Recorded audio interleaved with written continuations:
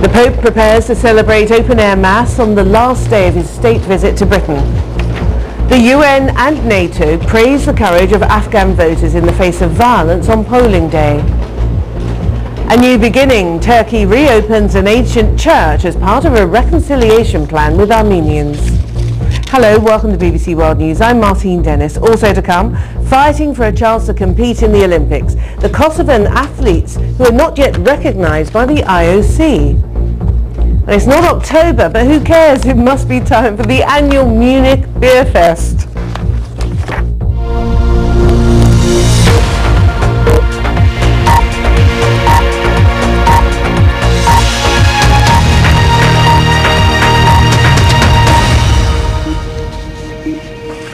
The Pope will end his 4-day visit to Britain today with an open-air Mass in Birmingham. At the service, he'll beatify Cardinal Newman, the penultimate step before the revered 19th century British theologian can become a saint.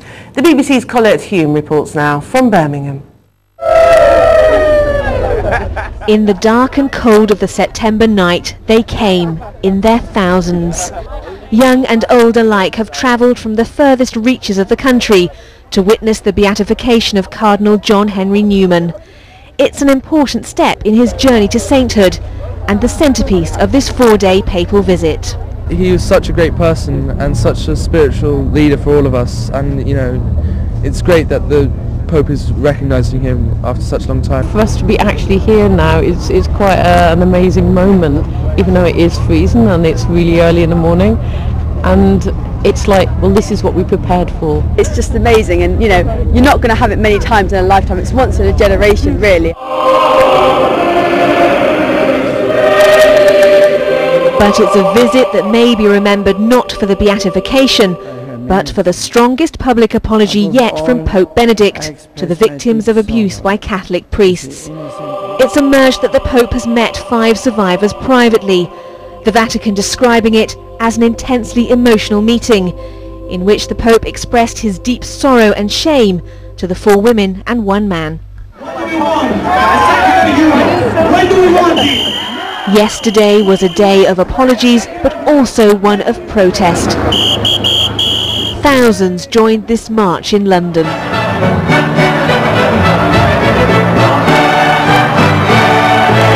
These were the scenes at last night's prayer vigil in Hyde Park. The crowds who've gathered throughout this visit have far exceeded expectations. In just a few hours' time, tens of thousands of pilgrims are expected to gather here at Cofton Park for the Beatification Mass. The question now is, will this visit and the Pope's apology help to begin the process of restoring faith in the Catholic Church? Colette Hume, BBC News, Birmingham. And we'll be getting the very latest from Colette in Birmingham a little bit later on in the programme.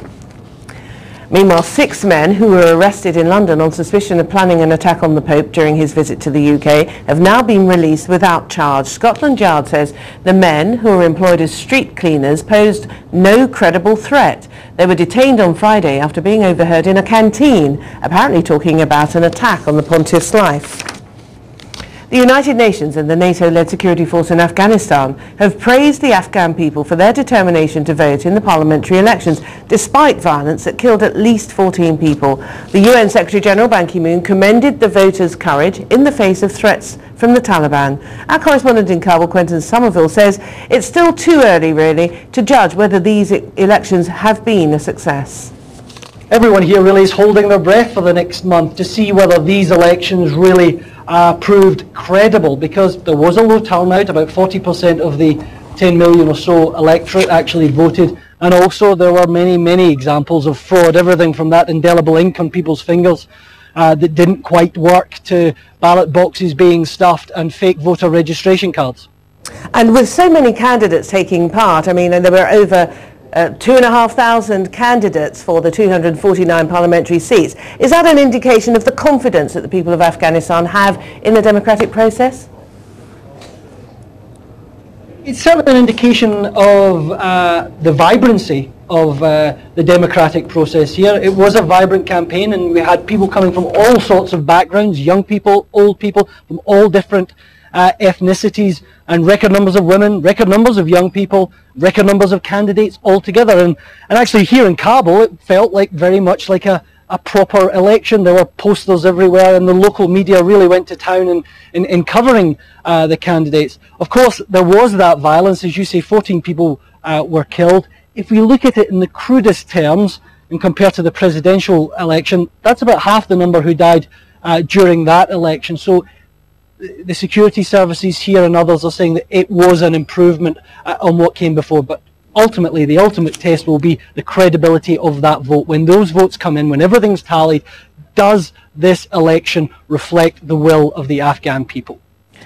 Well, that was the BBC's Quentin Somerville in the Afghan capital, Kabul. Now let's go live to the Gulf of Mexico, where engineers are currently carrying out a pressure test. Now, this is meant to be the last pressure test on the BP well. Of course, that's the well which leaked so many barrels of oil into the Gulf of Mexico in